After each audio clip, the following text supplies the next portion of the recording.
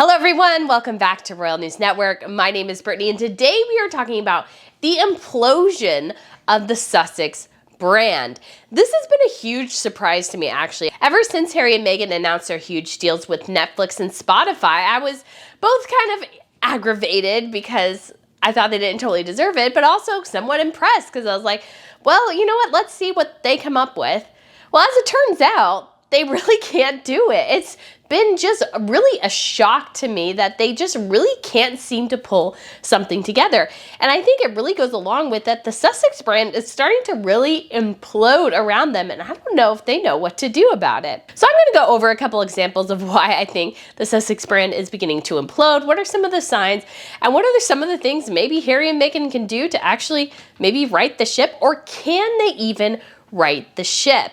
And if you guys haven't been here to Royal News Network before, like I said, my name is Brittany and we talk about everything related to royals here. So that's news, gossip, fashion, jewelry, television shows, movies, and history. We do it all right here. So if you want to subscribe, that would be great. And I still have some more Jubilee coverage coming. I took a ton of videos and pictures while I was in the UK last week, and I can't wait to put all those together and get those out to you guys. It was such a fabulous, fabulous trip, and I'm still actually recovering from a bit of a cold. So it's been a little bit challenging to get up and talk in front of a camera, but hopefully we'll have this all to you guys very, very soon. And yes, people have mentioned the blank background. I'm working on it. I just moved, and so I haven't had a time to set up exactly what I want yet, but it is coming. But like I said, today we're talking about the implosion of brand Sussex. And again, you guys, to me, this was a bit of a surprise because I thought they'd at least be able to kind of keep themselves kind of going along for at least, you know, maybe a couple of years, but really within about a year, like this whole thing has fallen apart around them. And it's just really, really shocking. It's like they can't do this. And I was just completely surprised. So kind of the big things that we see, first of all, that are just kind of huge red flags of kind of this flailing brand is their deals with Spotify and Netflix. So to just start off with Spotify, because we kind of got news about this earlier than we got the news about Netflix. It's a deal for about $20 to $25 million, and they were going to create podcasts. They produced in 2020 in December, so that's a year and a half ago, one single 30-minute podcast. And that was it. And so you just look at that going, what the heck? Like, I've said this many times on these videos, podcasts are not terribly hard to produce. I've said this before, especially if you have somebody doing all the nitty-gritty for you. I would say between podcasts and videos, like videos are much harder to produce because it takes a little bit of time. You can't just splice things together quite as well because there is continuity in the video. I try to put pictures and videos in and try to put graphics when I can. So I'm really trying to do a couple of different things. So it does take me a while, and it's just me. And a podcast, you know, you can overlay like, you know, sound effects and music into it. And I find that I've done it before. The podcast didn't really go anywhere at the time, but it's not that terribly difficult. I mean, it takes a good couple hours at least probably to edit it through. But Harry and Meghan have people to do all the nitty-gritty stuff for them, yet they can't pull one together. And it's just shocking to me. They have one episode, and we recently heard that Meghan's going to have one called Archetypes, where she's going to go over how women have been kind of like the stereotypes of women. And I feel like, you know, that's ground that's already been treaded. She's not bringing anything new. When they released kind of the trailer for it, there were no video interviews with it. And I thought for sure that if this is going to involve an interview component, when did you have some of the interviews kind of already prepared to overlay to kind of drum up interest in your podcast if it was kind of already in production? So they announced this, I believe, in March, that they were doing this new podcast. It should launch sometime this year, but that has taken Spotify literally over a year to twist Harry and Meghan's arm into actually producing something. Is pretty pathetic. Because again, they have all the resources in the world and they can't do it. And again, it's like she had a baby. Yes, I get that. And she wanted to go on 6 months maternity leave. I understand it, but there was also a CEO of Yahoo who went back to work after like a week of giving birth. And so, you know, when you have all the resources in the world, like, why do you need to take 6 months off and not do anything? Like, I get it, you know, but she has the ability that most women do not have to have an incredibly flexible work environment, and that Meghan is kind of taking advantage and trying to push maternity leave and saying she went on it and Harry went on it when they have all the help in the world, they have the most flexible schedule in the world. Literally just makes no sense and sounds like a stall tactic that they employed. Now, when you take a look at Netflix, again, this is Netflix especially, you know, we kind of got the Spotify news before we got a lot of bad news about Netflix. So number one, they canceled Pearl. This was a project that Meghan was very involved in. And I've said before, there's 3 reasons they could have canceled it. Development hell, Meghan's really difficult to work with, or the story wasn't that good. Those are kind of the 3 reasons, because there's no reason why you would cancel a show with Meghan Markle, because that name is so big. Prince Harry and Meghan Markle are very, very big names. I'm not going to deny it, and that that Netflix didn't have enough faith in it to make it go forward tells you that there was something wrong with the project somewhere. Even though they were canceling a lot of animated shows, again, the huge name of Harry and Meghan should drive people to review a show.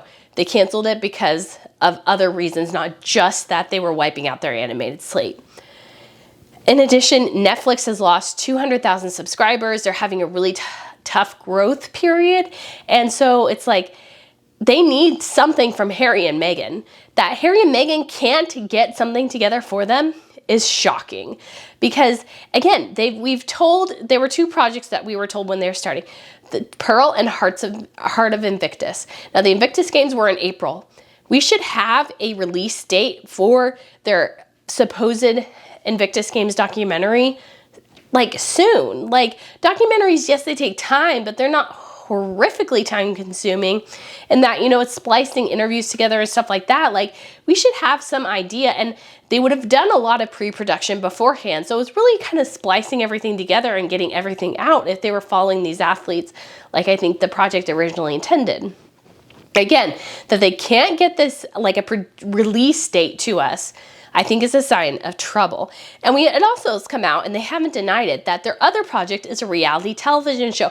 And they've been filming that at least since September, because that's when Harry and Meghan did their utterly bizarre tour of New York City, where they were acting like pseudo royals, going to the UN, being wined and dined by the mayor. And it was clearly kind of, they were trying to emulate the royal rota system, but Harry and Meghan now, they're private citizens. Like, the only people they represent are themselves. The only reason they would go is because it gives them money. So it's just kind of weird and bizarre. And it's like, again, when is this reality series coming out? And then we found out, since they went to the Jubilee events, that Netflix really wanted like either images or videos with them and the Queen. Didn't happen. They weren't seated anywhere near the senior royals. They were relegated to 3rd string. And I think Netflix is really starting to freak out, because I think the reason Harry and Meghan got this deal to begin with is that they promised access to the monarchy. We're going to get you behind the scenes things. I mean, you guys got the crown, but we are going to give you the crown. That, I think, was what Harry and Meghan had told Netflix. But as it turns out, the crown is not interested, especially because if it's being run by Harry and Meghan, it's entirely self-serving. The monarchy is not just going to give Harry and Meghan access to them because they're Harry and Meghan and their family members. No, there needs to be a reason why Harry and Meghan are getting this access. What are they doing with the material that they're producing? And what does it mean overall for the monarchy itself? And obviously, there were a lot of concerns at the church service that Harry and Meghan may have been secretly trying to record family members, and a lot of them wouldn't even talk to Harry and Meghan. It's regardless of whether or not Harry and Meghan had a mic. I mean, I know there's controversy. I know Meghan was seen with kind of a weird lump in her jacket that could have been a mic. Definitely could have been a mic, because they tried to hide him in New York and people saw him anyways. So it could be a reason. Meghan could have been, or Harry, both could have been trying to record people. But I think, again, recording there was stupid, because we would all see it. But the rest of the family gave them wide berth pretty much. They're like, no, you stay over there because we don't trust you. We'll kind of try to interact with you a bit, but there's not a trust there. And this is really bad, again, for Harry and Meghan, because if they promise Netflix access to the monarchy and they can't produce it, they're going to lose their deal. And at this point, that's the only thing that they have going for them, pretty much. They don't really seem to have anything else on the docket except for this documentary, a reality television series. And so again, it just raises huge questions about, like, what are Harry and Meghan thinking? Was this whole creative process thing just a pipe dream? Can they even remotely do anything like this? I don't think so. And that's really kind of startling in a lot of ways that they could not do it. Like, you know, I know Meghan was in Hollywood, and I've said before she wasn't a great actress. She's a pretty bad actress. And Harry had to cheat on an art exam to pass high school. So you know what? They're not the best creative people, but I really thought maybe they'd have a better shot. But this Hollywood thing appears to be completely falling apart. And one of the other things they're doing, which I think was really fascinating and a sign of the imploding Sussex brand, is that they always hire these very high-profile movers and shakers to help them run things. And you know what happens? Those people leave after a year. And you know why they leave? Because I think Harry and Meghan, because they can't do it. I don't think they have the capacity to be the creatives they need to be real producers and real creators in Hollywood. Is they're hiring high-profile people and trying to make them basically do all the work. And that's, A, not those people's jobs, and B, it's like, if it's your company, you have to lead it. You have to be the visionary behind it, and you have to grow it. And Harry and Meghan, again, they had just hired this woman who has connections with like Universal and all these things. They hired a woman initially to run the Archwell Foundation, who was part of the Gates Foundation, and she left after about a year and transitioned out. Like, they hire these people they must pay a fortune for, and they all leave after a year. And I think it's because Harry and Meghan, again, they bring people in and they hope that these people can supplement for their failures. And that doesn't work. When you're at that level, it has to be you. You have to be the one driving it. You know what, George Lucas, he built Star Wars on his vision. And yes, you know, I'm not talking about the new ones that Disney did. I think they're pretty bad. But the original vision of Star Wars was fantastic. And he built this gigantic branding around it that he was able to sell for billions to Disney. And Harry and Meghan just do not have that capacity in the slightest. They don't. It's really sad. And it's like, why was this even their goal in the first place? Why did Meghan think she could bring Harry in and they could do this? Because at this point, the only thing we see them do is playing polo and Meghan watching Harry play polo. That's the only thing we've seen them do. That's not going to give them what they need to actually get ahead and be successful. So, huge warning sign. And the other implosion we really saw of the Sussex brand is the Jubilee services and everything surrounding it. Harry and Meghan totally botched their time at the Jubilee. They came late, they left early, they didn't interact with anybody in the monarchy. They set Lily's birthday up when they knew nobody could come. Like, if you had set her birthday up the week before, the week after the Jubilee, I think some family members could have come, but they literally set it up so no family members could come, and they could complain that no family members came to her birthday party. But it's like the Cambridges were in Wales. They don't trust Harry and Meghan enough, so they didn't send, for example, Louis, who stayed behind with Nanny Maria. We've been told that the Tyndalls, the Brooksbanks, you know, all the other family members got an invite, but who knows if any of them actually attended? We have no clue. The only people we know for sure attended are the photographer and his family. That is it. And the Jubilee made the Windsors look fantastic, and Harry and Meghan look terrible. Harry and Meghan look ostracized. They look distant. They look cold. They look calculating. They look bitter. They look angry. Whereas the Windsors look warm, friendly, engaged, happy, excited, together, like family-oriented. And Harry and Meghan, like, I just don't think, like, what were they like, why did they come to the Jubilee? I don't even know why they came, because really they didn't engage with anybody that much. We've been told Lily met the Queen, but we don't really have any, like, nobody from Buckingham Palace has officially said that she met the Queen. But we do know for sure that if there was a meeting arranged, there was no photographer from Harry and Meghan. They wanted Lily to meet the Queen only with a professional photographer in hand, basically. And they were told no. That is a sign of how little Harry and Meghan are trusted by the monarchy. And so this lack of trust, I think, really damages their brand, and that they wouldn't even try to engage with family members. They didn't even try to stay for the lunch after the service at Thanksgiving for the Queen. They didn't stay for the pageant and hang around with the rest of their family. Like, it's just such simple things, and they look so disconnected and terrible for not going, I think. I think it totally damages their brand. And it really also, because the Windsors were so engaged with each other, family friendly, like I did a video on this that I believe will air before this one. And I think the Windsors actually really had a huge triumph because they really kind of righted the ship and changed the PR from this cold, sterile environment that Diana described, something that's warm, friendly, child-oriented, fun-loving, you know, everything we saw from the kids during the pageant, I think is exactly what the Windsors needed and made them look great. That Harry and Meghan couldn't bring their kids out to engage in the same level, I think was just, frankly, kind of a stupid decision and really, again, damages their brand. I did another video on this, so I won't cover this for too long, but I also think that Lily's picture fell flat. Like, people were interested, but kind of got out of the news cycle pretty quickly. Because I think at this point, again, they miscalculated. They thought if they surrounded their children with secrecy, that would increase the desire to see them. I think it's had the other opposite effect. Nobody is engaged with their children. And so this big idea that this big release of Lily's first birthday picture would somehow overshadow the Queen, overshadow Prince Louis, didn't happen in the slightest. But I think Harry and Meghan's biggest mistake and the biggest reason for their implosion of their brand is the Oprah Winfrey interview. I think that was a disastrous decision. They should not have done it. And I think Harry and Meghan made the huge mistake of thinking that, you know, especially Meghan, that she could drive this false narrative of racism, of, you know, hate and all these things on the British monarchy, knowing that they weren't going to really defend themselves because, again, the system is don't complain, never explain, which I think is actually a pretty good system. So they knew that, and, you know, the monarchies, you know, when it came out about the accusations, they're like, well, reflections may vary.